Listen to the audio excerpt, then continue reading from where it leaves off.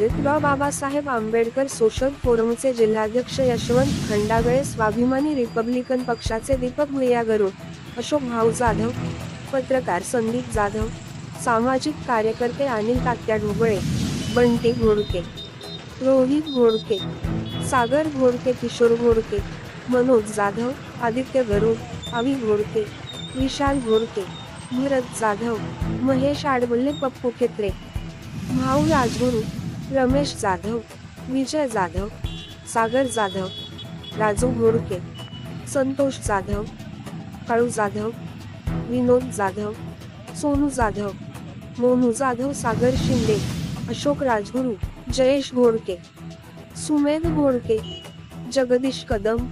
विनोद घाटविसावे, परशुराम शिरोळे, घुगे साहेब, पत्रकार रघुनाथ कर्डिले, राजेश राऊत, विनोद क्षेत्रे,